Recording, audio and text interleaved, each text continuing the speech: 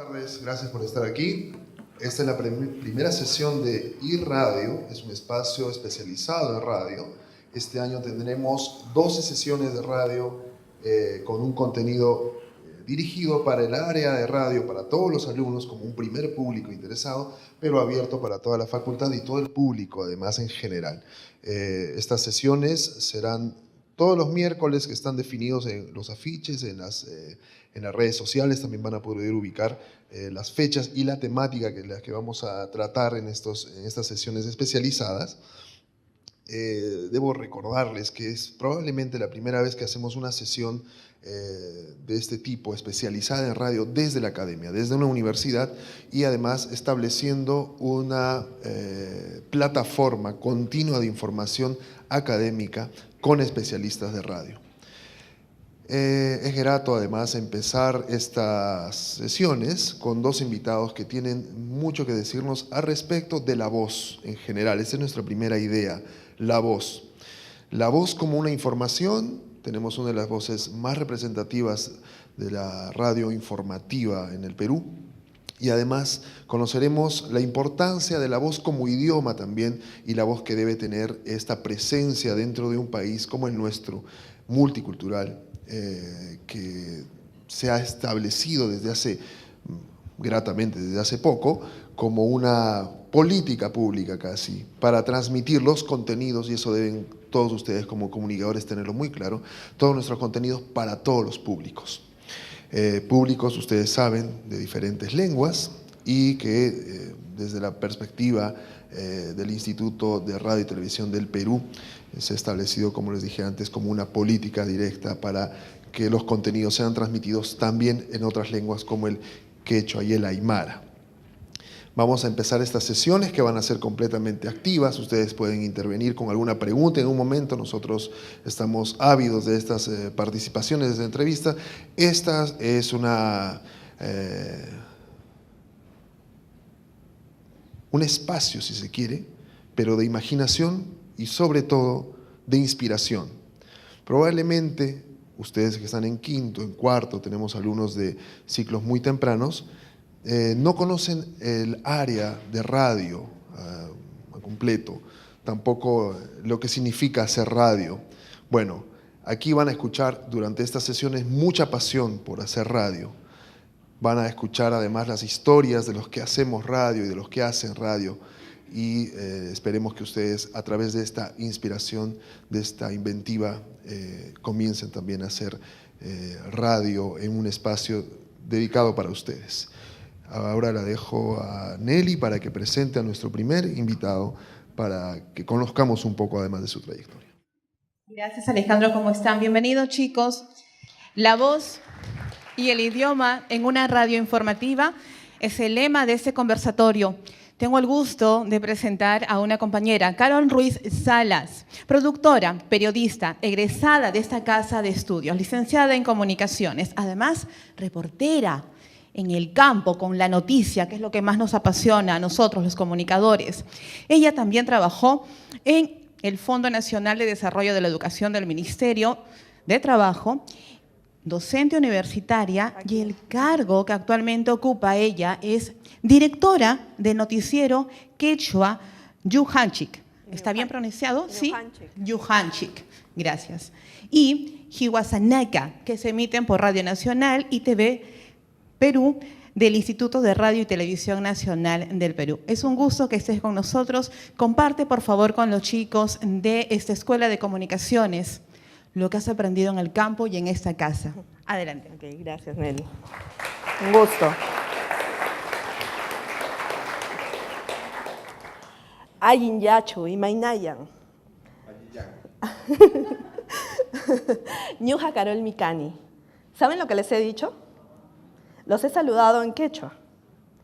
Y el quechua es la segunda, una de las lenguas, mejor dicho, se los voy a decir, no es la segunda, porque siempre creo que hemos menospreciado nuestras 47 lenguas originarias. Tenemos 47 lenguas oficiales.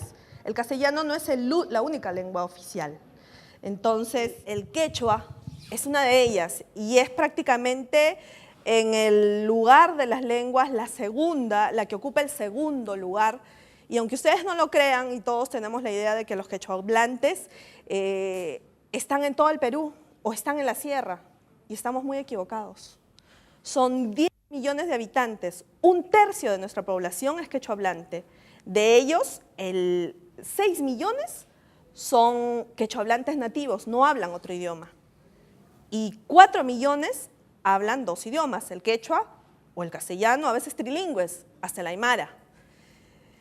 Durante todos estos años hemos visto relegadas nuestras lenguas, y el quechua, el mayor número de quechohablantes, aunque ustedes no lo crean, está acá en Lima. Sí, está acá en Lima. Después de la etapa de violencia terrorista que hubo en nuestro país, muchos migraron, huyendo de esa violencia y buscando una vida mejor.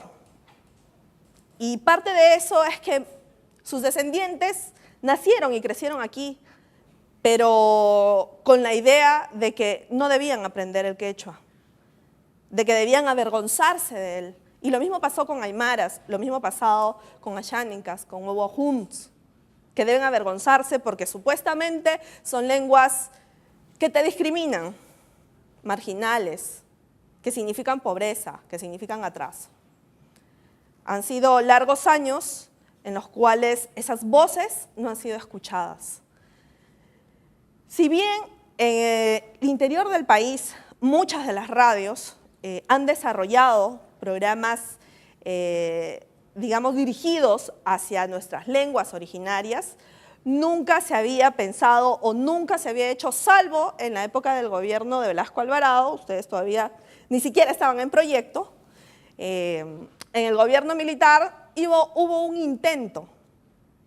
Desde entonces, estamos hablando de los 70, desde entonces nunca nadie pensó en todas estas poblaciones que no tenían acceso a la información en su propio idioma, algo tan sencillo y tan importante para entender desde el enfoque de cómo ellos ven la vida, pero cómo tienen derecho a conocer lo que pasa en el país donde viven y bajo su propia lengua. Muchos de ellos hablan el castellano, pero no lo entienden. Otros no tienen la oportunidad o el bagaje del vocabulario para poder entender lo que se les está transmitiendo. La radio, en primer lugar, permitió eso. Es uno de los medios, digamos, que más alcance tiene, y ustedes lo saben, o lo van a aprender ahora que van a comenzar a llevar algunos el curso de radio, y acá Hugo se los va a contar mucho mejor que yo, porque él tiene más años que yo en esto. Pero la radio llega a los rincones donde ustedes ni siquiera se imaginan. Algunos de ustedes van a salir de aquí, querrán ser periodistas, querrán ser investigadores, la rama que ustedes elijan, o simplemente cuando vayan de viaje a algún lugar del Perú profundo. Y las poblaciones, aún aquí en las zonas de la periferia de Lima, lo primero que escuchan es la radio. Lo que llega mucho mejor es la radio. Después viene la televisión. Suerte hemos tenido, y modestia aparte, en este caso, IRTP con Radio Nacional y TV Perú, haciendo obviamente un espacio de RPP que lo tiene ganado, pero somos el mayor medio de comunicación nacional con un gran alcance, casi el 90% del territorio nacional. Eso nos permite hoy llegar a mucha gente, a muchas poblaciones, y por ende llevarle información o llevarle también ese mundo que no conocen hacia aquellas poblaciones que nunca tuvieron la posibilidad de tener un noticiero en su idioma. Cuando comenzó este proyecto especial, yo les hablo, y cuando yo llegué para la etapa de televisión. Sin embargo, ya había comenzado en radio lo que es ñujanchik. Ñujanchik, ¿saben lo que significa ñujanchik? ¿Por qué se llama así? Ojihuasanaca, que es en aymara. Es la palabra que se denomina a la persona, a las personas en general, a nosotros. En el quechua es el nosotros, pero el nosotros todos, que nos incluye a todos, porque hay dos tipos de nosotros en el quechua. Somos todos, nos incluimos, nos unimos. Por eso se tomó ese nombre. Y cuando comenzó este proyecto, si bien comenzó como un espacio o como un bloque en Radio Nacional, tímidamente, porque todavía había cierta resistencia a lo que es trabajar en lenguas originarias. Y hasta creo, en algunos casos, un poco de temor. Sin embargo, la experiencia motivó a que se creara un proyecto un poco más grande, un poco más ambicioso, diría yo, y creo que es esa ventanita que necesitábamos para que no solo nos permite informar a la población, educarla y reeducarla en su idioma, sino que también para hacerla sentir que tienen una identidad, esa identidad que por años no han tratado de ocultarla o de aceptarla. Más adelante les voy a contar cómo ha sido ese cambio en la población y cuán importante fue nuestra responsabilidad como comunicadores desde la radio y la televisión en ambos programas, y ahora en la radio también deben haber escuchado que hay un programa, un magazine, ese no es noticiero, un magazine en Asháninka que se llama Ashí Añane. Creo que es difícil pensar en algún momento, yo no sé si alguno de ustedes ha visto los noticieros o los ha escuchado en Radio Nacional. Son muy tempranos, sí, pero no sé si alguno ha logrado verlo en diferido, por Facebook, se transmite en vivo, ninguno. ¿Sabían que existía? Sí.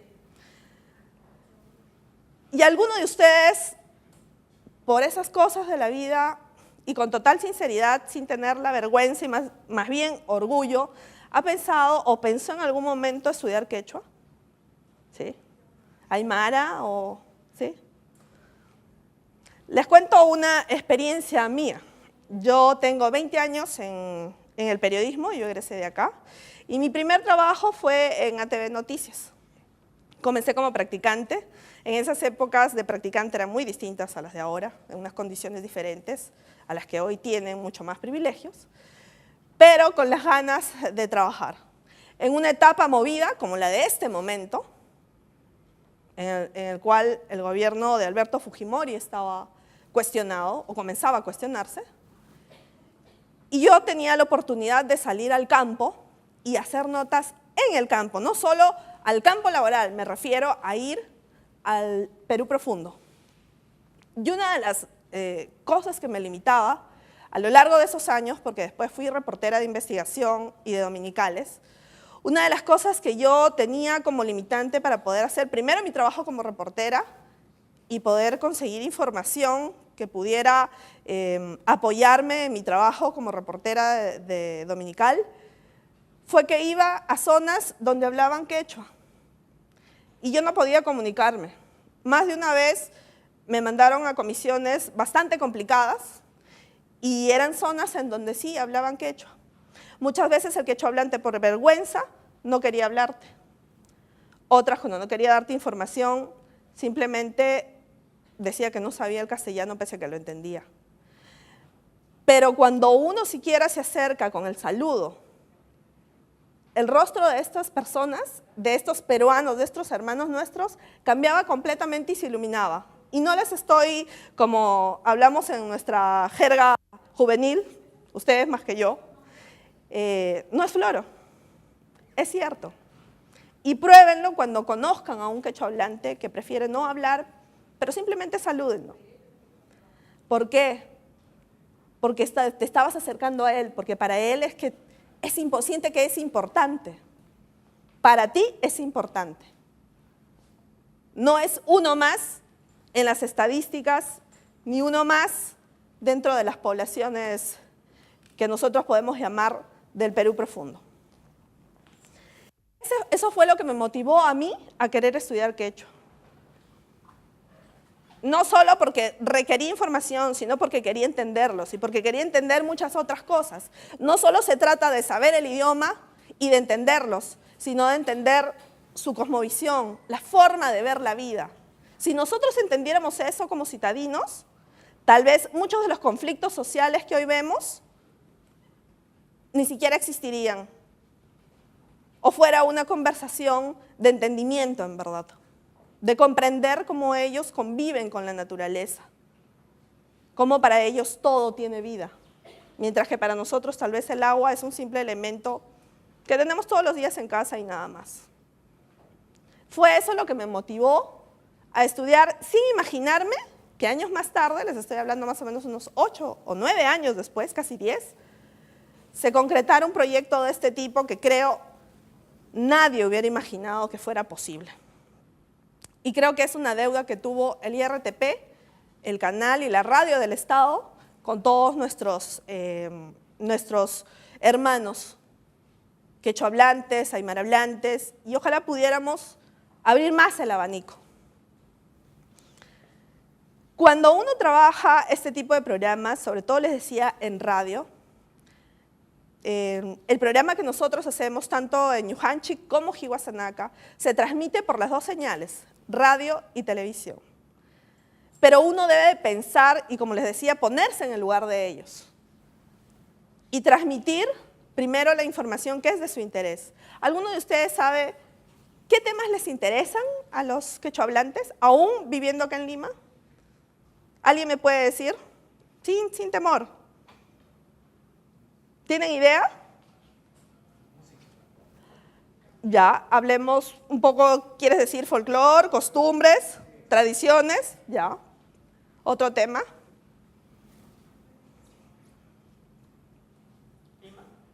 Clima. Así es. ¿Otro tema? ¿Qué es lo que está pasando? ¿Ya? ¿Qué es lo que está pasando en el mundo? También. Nosotros podríamos pensar que a ellos no les importan ciertos temas, pero en este caso, política nacional, ustedes, ahora hay mucho acceso a información, aunque no lo crean, pero no la tienen ellos en su idioma. ¿Cómo entender lo que está pasando? Mañana, cuando yo llegue al noticiero, nosotros trabajamos de madrugada para que el noticiero salga Hiwasanaca a las 5 de la mañana y Ñujanchik a las 5:30.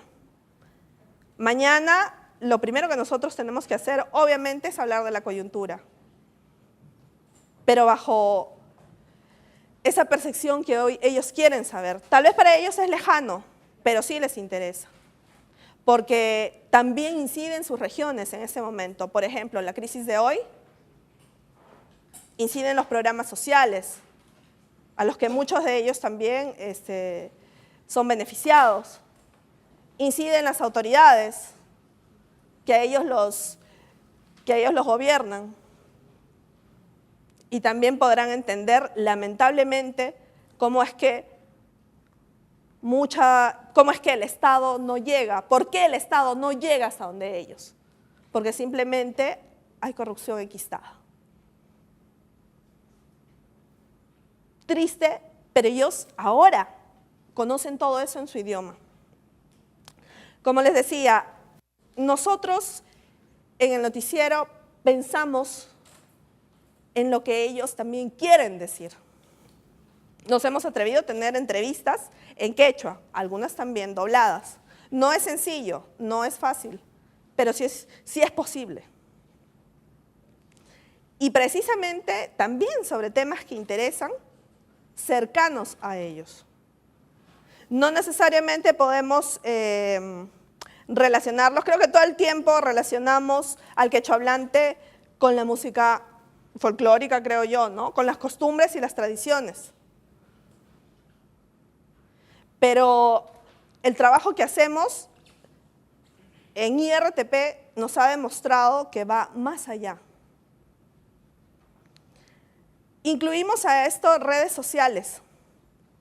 Ese también es nuestro termómetro, digamos, para saber a quiénes llegamos. Y aunque ustedes no lo crean, los programas tanto en radio como en televisión, a pesar del horario y pese a que también están transmitidos en diferido, el mayor número de gente que lo sigue, podríamos pensar que es gente mayor, ¿no? A partir de los 50 años, 60 años, porque relacionamos al quechohablante más o menos a esa edad, digamos.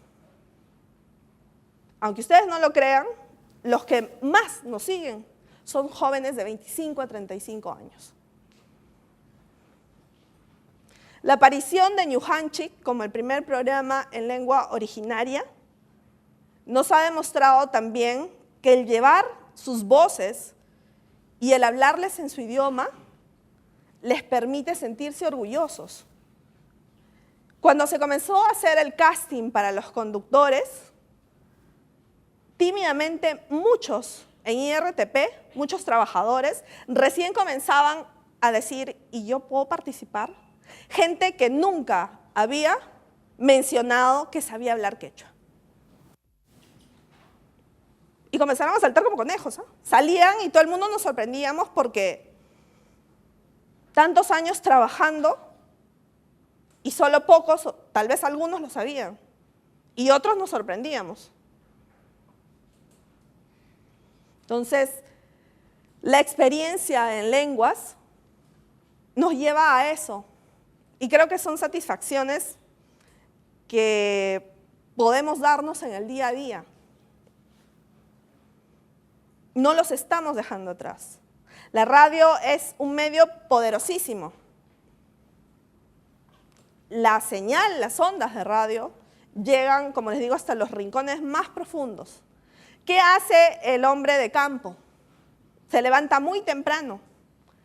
Y mientras nosotros aún dormimos, por eso la respuesta a por qué Ñujan Chiquiji Guasanaka se transmiten en horario casi de madrugada, y muchos quisieran mucho más temprano, otros han pedido tarde para poder aprender del idioma, pero la razón es que ambos productos están hechos para la población quechohablante. Por eso es que tampoco tiene subtítulos. Y además de eso, porque ellos se levantan muy temprano, van al campo temprano, a las 4 de la mañana, a las 4:30 de la mañana, y muchos llevan una radio consigo. Hoy tienen la información en su idioma, como les decía. Hoy sienten que su voz es escuchada. Esa es la experiencia que yo les puedo contar.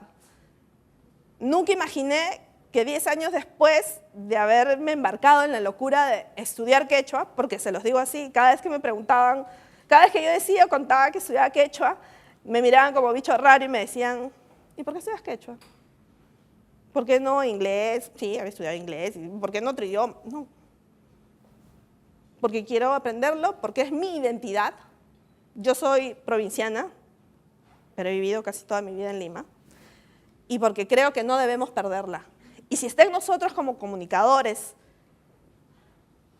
comenzar por ese granito de arena y atrevernos a hacer programas o productos innovadores, y que además pensemos en aquellos que no tienen la posibilidad de poder tener información real, hasta educación real, en su idioma,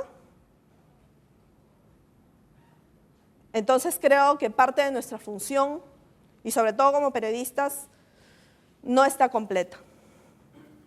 Atrévanse. No le tengan temor a los cambios. Ese fue un cambio difícil, pero para nuestro trabajo y nuestro esfuerzo ha tenido premios. El año pasado hemos tenido 3 premios. Creatividad empresarial, 2 de creatividad empresarial, se nos ha reconocido como gestión en buenas prácticas y también como distinción a personalidad meritoria, aparte de la Embajada de Francia. No se los digo por alardear, ni por decirles que tenemos premios, sino porque el esfuerzo y el trabajo, y sobre todo hacer patria de esa manera, tiene su recompensa y sus frutos. Y porque sabemos que estamos haciendo el esfuerzo de poder cambiar la mentalidad y cambiar el perfil de esta sociedad que cree que lo que es nuestro, lo que es nuestra identidad y lo que es nuestro idioma y nuestras costumbres simplemente tienen un valor negativo, y no es así. No sé si alguno de ustedes tiene alguna pregunta. Vale la pena, Carol, vale la pena mencionar que ambos noticieros son producidos y dirigidos por personas quechohablantes y aymaras hablantes. Sí. Es un noticiero con varios formatos y podemos trabajar muchísimo más. Esto es solo el inicio de lo que se puede hacer en radio. Hay formatos preestablecidos. Así es. Busquemos explorar y hacer más cosas en radio. Aprovechemos también nuestra identidad. ¿A qué hora se transmite? Bueno, Hiwasanaka es a las 5 de la mañana y New Hanchik a las 5:30, pero como sé que duermen, todavía es ahora, entonces tenemos un convenio con Correo por el cual pueden verlo en cualquier momento. Lo transmite en vivo en Facebook y también nosotros en nuestras redes sociales, Twitter y Facebook también tenemos. Las dos redes sociales evidentemente son en el idioma. No se usa absolutamente para nada el español. No Precisamente porque mucha gente nos ha dicho y nos escribe en el Facebook y nos pone, pero ¿por qué no ponen subtítulos? Estaría perdiendo ambos productos o ambas innovaciones la esencia para lo que fueron creados. Por años el quechohablante fue obligado a ver información en castellano y no se le puso letras. Es más, para el quechohablante no es fácil leer en el quechua. Entonces, es más, recién ahora hay todo un plan de educación diseñado por el Ministerio de Educación desde el anterior gobierno que prioriza la educación intercultural bilingüe, recién ahora en su idioma, ¿no? Entonces, perdería la esencia, ¿no? No es ser egoístas, pero sí creo que es darle su lugar, ¿no? Es el momento de aprender el quechua. Gracias, Caro, por tu participación. ustedes. Caro Ruiz Salas. Muy bien, muy buenas tardes con todos. Seguimos con el conversatorio, la voz y el idioma en una radio informativa. Bueno, como muchos saben y han podido aprender en algunas de sus clases, la radio está compuesta por tres grandes géneros, que es el género dramático, donde de repente habrán escuchado alguna radionovela que los ha impactado. Está el género musical, ¿no?, que siempre nos atrae, que son los diferentes DJs y DJ que conocemos. Y está el periodismo informativo, donde son las noticias que nos llegan de último momento, nos amplían la información. Pues para el periodismo informativo en este país hay una institución. Es tan familiar que después de nuestras familias yo podría atreverme a decir que es la voz que nos regresa otra vez a la tierra cuando estamos lejos. Por eso es difícil para mí, y a la vez es un placer representar a don Hugo Viladegut Bush, que de repente por el nombre no lo van a relacionar mucho con la radio, pero apenas lo escuchen se van a dar cuenta y van a sentir esa familiaridad. Así que bienvenido, don Hugo. Muchas gracias. Muy agradecido. Queridos jóvenes, muy buenas tardes. Es un placer para mí compartir algunas experiencias con ustedes, producto de investigaciones y producto de observaciones mismas en la experiencia de la radio. En realidad hay tanto que hablar de la radio, ¿no? Definirla, dejarse seducir por la radio, dejarse llevar por la radio a través de las ondas. La radio en realidad es un medio muy popular. Hasta hace más o menos 5 años se decía que el 94% de los peruanos tenía un radio, por lo menos una radio en casa. Pero cuando se iba hacia la definición personal decían que cada persona tenía su propia radio y que en realidad lo que deseaba el oyente era dejarse acompañar por la radio, ser el confidente de la radio. Bueno, pues creo que la radio desde que comenzó, desde que se inventó en el año 1911, se están disputando en este momento, aunque se dice que Nikola Tesla en el año 1949 le devolvieron la inventiva de la radio, cuando en realidad Guglielmo Marconi gana el premio Nobel de física por haber inventado la radio en el año 1911. Bueno, desde aquella vez ha pasado tantísima agua bajo el puente. Para entrar básicamente a la voz, tenemos que necesariamente ver un poco el entorno, ver sobre qué carril o sobre qué riel estamos caminando. Y esos son los principios científicos que hacen posible la radio.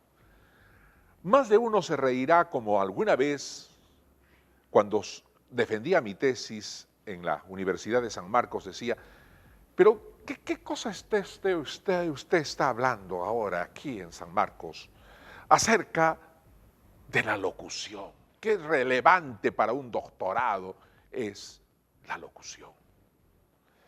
Yo le dije, doctor Valer, que era el jurado, le agradezco su pregunta porque me permite despejar una gran duda. La radio es el más importante de los medios de comunicación que hay. 94% de la población confiesa tener radio y casi el 100% tiene un radio personal, de ese 94%. Primer ítem. Segundo ítem, no hay locutores graduados. Tercer ítem, los jóvenes comunicadores casi renuncian a la titulación porque justamente tienen un concepto como el suyo, que el título no les va a valer absolutamente de nada. Yo le aseguro, señor Valer, de que usted está equivocado. He creado un método a través de muchos años para enseñar lo que es la locución. Eso me cuesta sangre, sudor y lágrimas, pero sobre todo me cuesta mucho observar las voces para formarlas y acomodarlas al medio radio. La radio se inventó para vencer el tiempo y el espacio.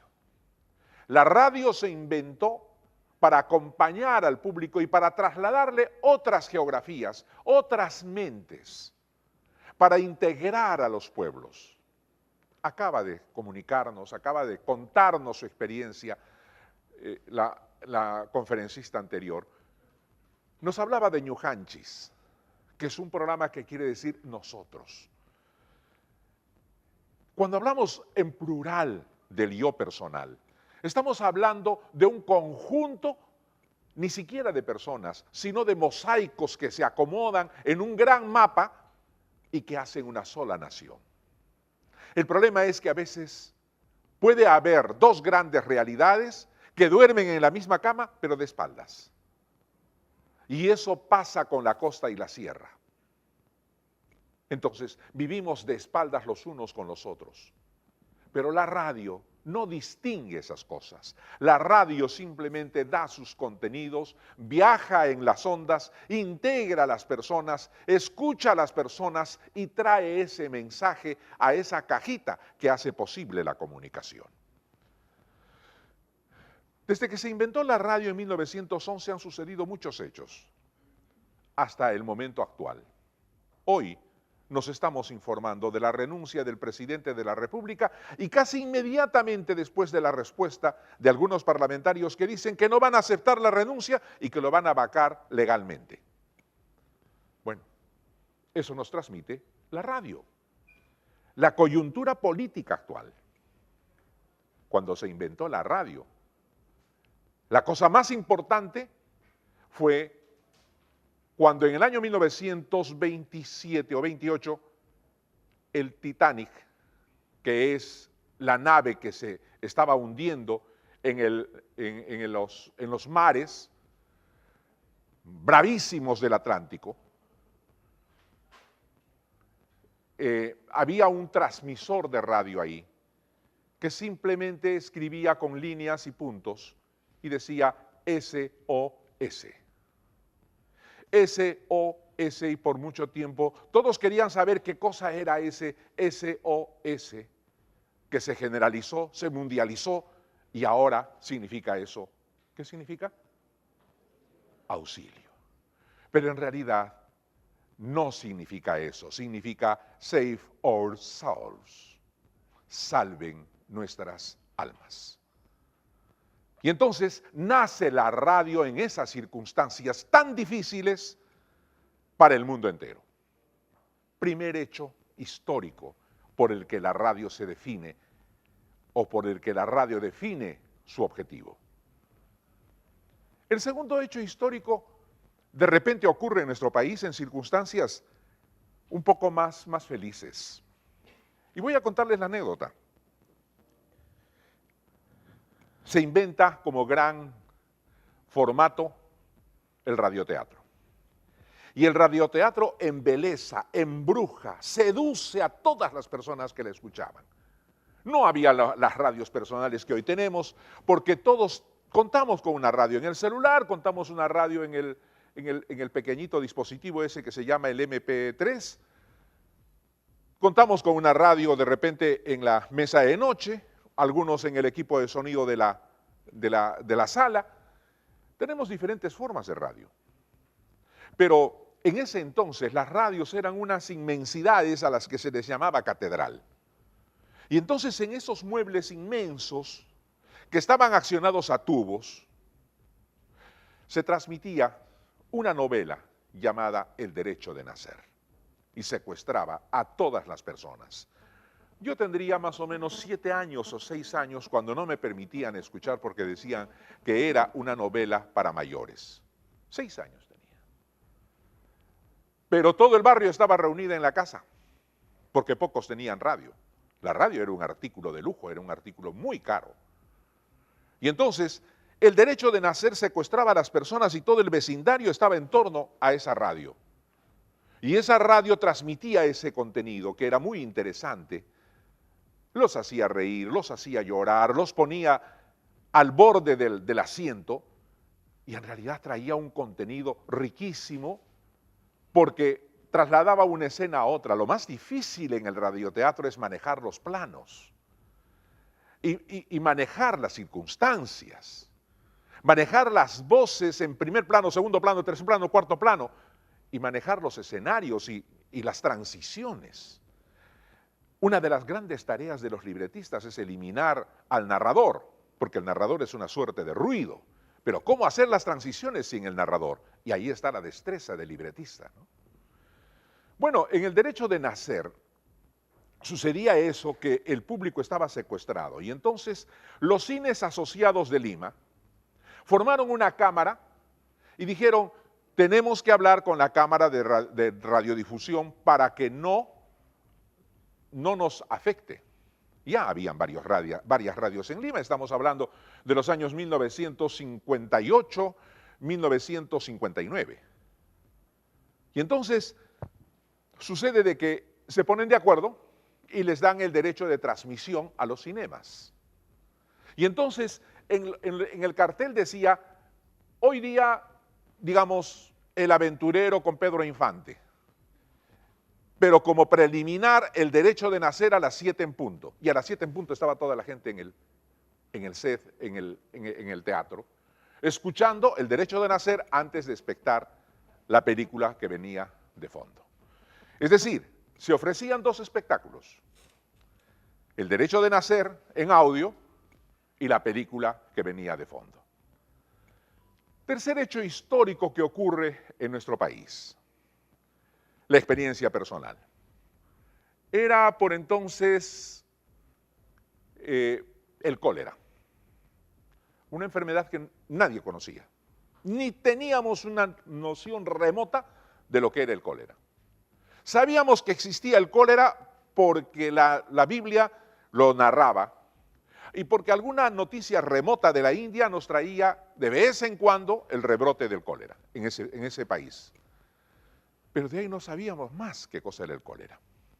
Pero una mañana de domingo, en que yo estaba trabajando en la radio, de repente el corresponsal, un señor Sabino, no me acuerdo del apellido, pero contaba desde Chimbote que se habían enfermado 50 personas en el hospital principal del Minsa en Chimbote y que habían llegado y habían prácticamente abarrotado todo el hospital. El hospital Almanzora Aguinaga, que es de la Seguridad Social, empezaba a recibir más y más enfermos porque a los 50 que había en el hospital del Minsa, a Almanzora Aguinaga habían llegado ya como 100. Y la gente seguía llegando con más y más enfermos. Ya no sabían qué hacer. Porque no sabían cómo combatir mientras arrojaban, mientras tenían diarreas intensas, la gente se estaba deshidratando, no sabían exactamente qué hacer, no había tanto suero para poder atender a tantas personas. En la radio nosotros íbamos narrando las cosas como estaban, el productor llamó a un médico, luego llamó a un parlamentario que era médico, llamó a otro parlamentario, un señor Santamaría de Trujillo, llamó a otro y se hizo una junta médica en la radio. A los 3 días de aquel suceso se determinó que era el cólera. Pero la radio convocó a todas las fuerzas para poder solidarizarse con lo que era el cólera. Una enfermedad totalmente desconocida. Y es una historia muy larga. Lo único que estoy haciendo es anudar las historias para decirles lo importante que es la radio en circunstancias difíciles y en circunstancias fáciles y felices. La radio, en definitiva, es nuestro espejo, es nuestra integración, es información, es entretenimiento. Transmite momentos muy felices, pero transmite también momentos de esperanza.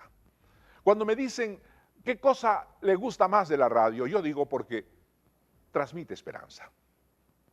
Y es que aquella persona que pierde un perro y que quiere encontrarlo, utiliza las ondas de la radio para ubicar su perro. De repente nos puede parecer hasta cómico. Pero esa esperanza está en esa persona que busca a su perro a través de las ondas de la radio. Un niño que se pierde, que se extravía, o una persona adulta que pierde la memoria y pierde la noción y se extravía. Entonces la radio de repente solo sirve para ese nexo en ese momento, pero se convierte en una integración para todos porque a todos nos conmueve esa historia. En resumen, la radio es nuestra propia historia, es nuestro espejo, es nuestra manera de ser, es la idiosincrasia de la gente, es, como se dice, nuestra identidad. La radio se deprimió en cierto momento de su historia. ¿Cuándo se deprime la radio? Cuando aparece la televisión y empieza a robarle ciertos formatos. Por ejemplo, la música, por ejemplo, las radionovelas, los informativos, empieza a robarle la televisión. Y la radio entra en una profunda depresión. Esa depresión más o menos ocurre a partir del año 1965 hasta el año 70, en que la época dorada de la radio eran las radionovelas. Yo recuerdo muy bien cuando Radio La Crónica decía, a toda hora y en todo momento transmitía radionovelas. Y decía esto: entre novela y novela, noticias en el intermedio. Y transmitía un pequeño boletín de 5 minutos de noticias. Esa era Radio La Crónica. Bueno, esa depresión hizo que los teóricos de la radio empezaran a estudiarla, porque la radio es el vehículo más masivo, pero el menos estudiado.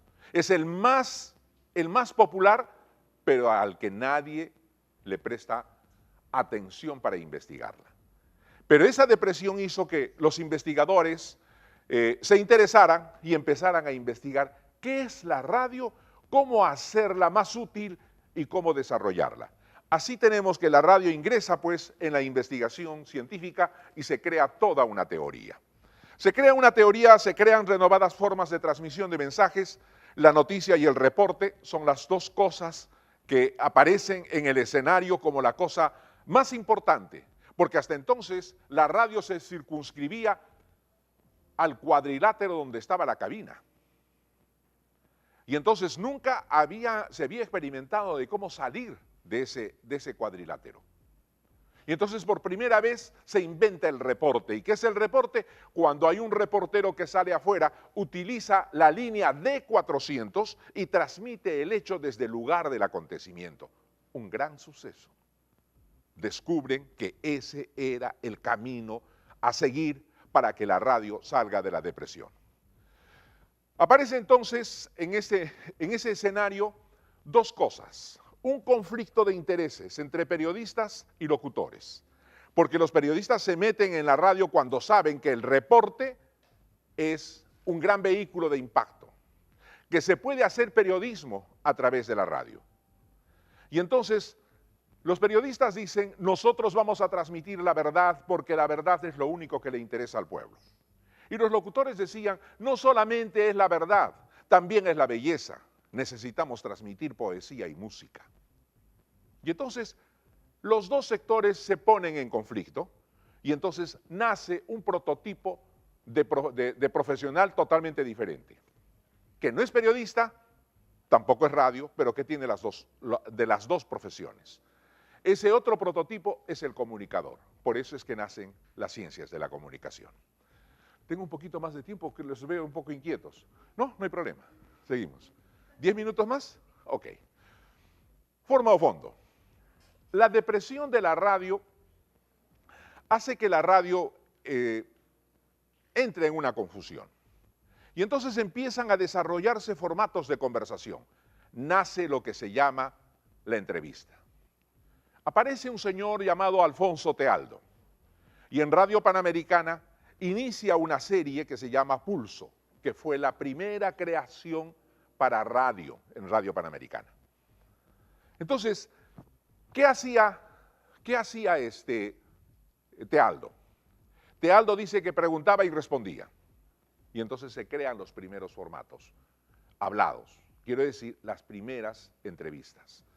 Y estas entrevistas deben haber sido muy interesantes porque inmediatamente Genaro Delgado Parker coge la idea y pone en el bloque Perú, que se transmitía los días sábados, un programa pequeño, antes de que se invente Pulso para televisión, Alfonso Tealdo Pregunta. Ahí se ventilan muchísimos casos. Uno de los casos más sonados fue el de Eugenia Cesarego y Luis Banquero Rossi, el crimen del siglo que decían, ¿no? Y hubo muchos otros casos y Alfonso Tealdo era un periodista de investigación de primera línea, pero al mismo tiempo no tenía pues todas las facilidades. Él al empezar en la radio tenía muchas limitaciones, pero desarrolló esa técnica que inmediatamente, de repente, no fue copiada, sino fue mejor desarrollada por Hildebrand. Y Hildebrand inicia ese formato que hoy conocemos como el formato entrevista, que difiere mucho del formato reporte. Sigamos. Entendemos que la radio tiene generalidades y es importante darnos cuenta de esta radiografía que tenemos enfrente. Aquí, por ejemplo, tenemos el problema, el objetivo, el usuario, el segmento, el formato y el libreto. Este es el proceso por el que podemos decir es la radiografía de un contenido de radio. ¿Qué cosa es el problema? La dificultad que encontramos. ¿Qué cosa es el objetivo? En base a esa dificultad vamos a buscar una forma de análisis, de información o de comparación. ¿Qué es el usuario? El destinatario para quien desarrollamos ese contenido. ¿Qué es el segmento? Es el público específico al que nos estamos refiriendo. Cuando la anterior conferencista hablaba, nuestros oyentes inicialmente fueron mayores de 50 años y luego son de 25 años. Estamos hablando de bloques segmentarios, o sea, de segmentos, ¿no? De 15 a 30 años, de 30 a 50, de 50 a 70 y de 70 más. Son bloques. Entonces, esos bloques son los segmentos a los que nos referimos. Y luego viene el formato. El formato hablado de la radio es muy disperso, es diverso. Depende mucho de qué presupuesto manejas y qué tiempo tienes y a quién te diriges.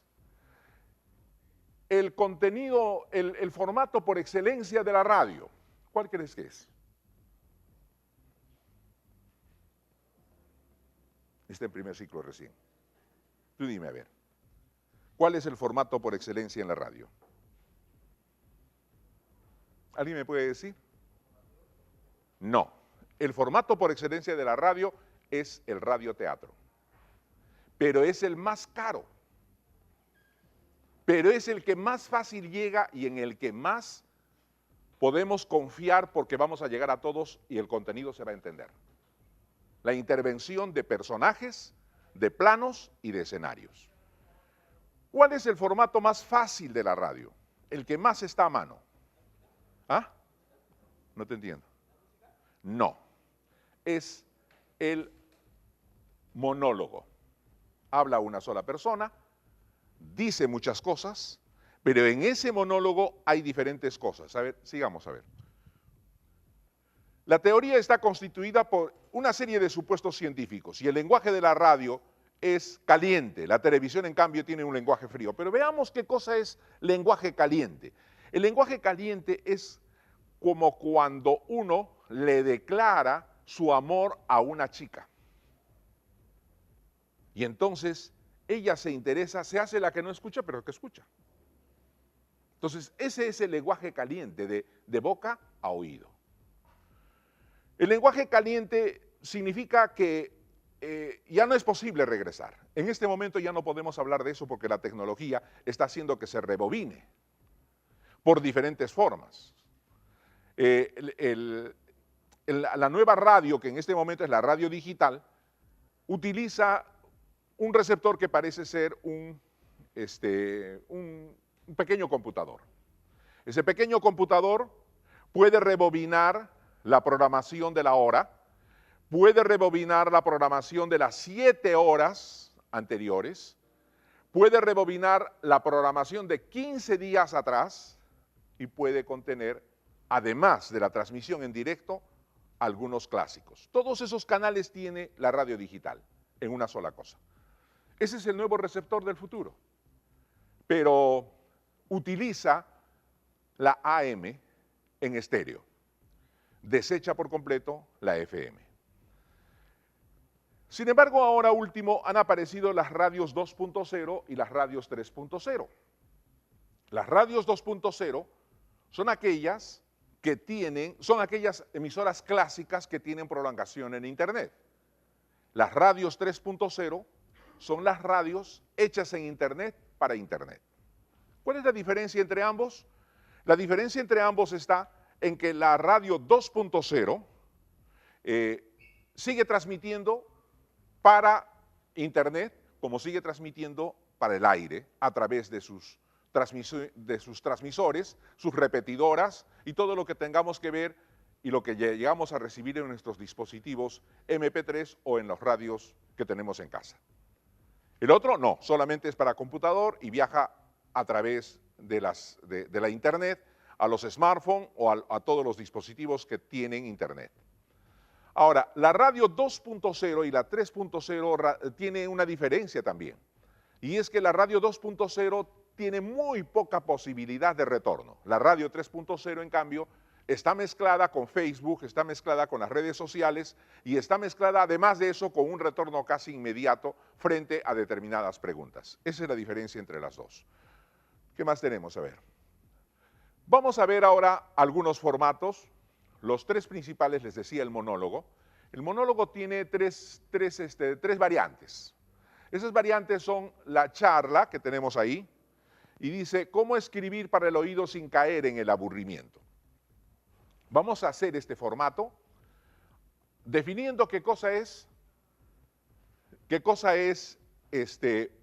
una charla, pero vamos a tratar de definirla en el contenido mismo de la charla. ¿Cómo escribir para el oído sin caer en el aburrimiento? El aburrimiento es un pozo oscuro, el rincón de castigo en la radio. Si usted escribe para radio o pretende hacerlo, tiene que estar advertido. ¿Es usted de los que escribe para ser leído? La radio es una caja de Pandora, atractiva y esquiva para quien no la conoce. Para acercarnos a ella debemos situarnos en su corazón, ahí donde se procesan los mensajes. Entonces escriba para ser oído pensando que quien lee el texto que usted escribe llegará al oyente. ¿Es usted? Perdón, me estás confundiendo. Escribir un guión de radio tiene por característica reproducir el lenguaje humano. El lenguaje humano no tiene complicaciones. ¿Cómo habla usted? Podríamos decir con muchos puntos seguidos, con oraciones completas, casi siempre con muchos puntos y aparte. Hablar de manera natural y desplegar lo hablado sobre el papel es desde luego aburrido. Es que no nos interesa lo que el oyente repase lo que le decimos al oído, nos interesa su interés. Vamos a desovillar un poco esto. Si nosotros escribimos para un guión de radio con más de 20 palabras, estamos perdiendo 2 cosas, credibilidad y posibilidad de depósito en la mente. Es decir, no vamos a tener recordabilidad. Si nosotros escribimos con una frase con 22 palabras, la posibilidad de recordación se reduce al 76%. Si escribimos una frase con 23 palabras, la recordabilidad baja a 70%.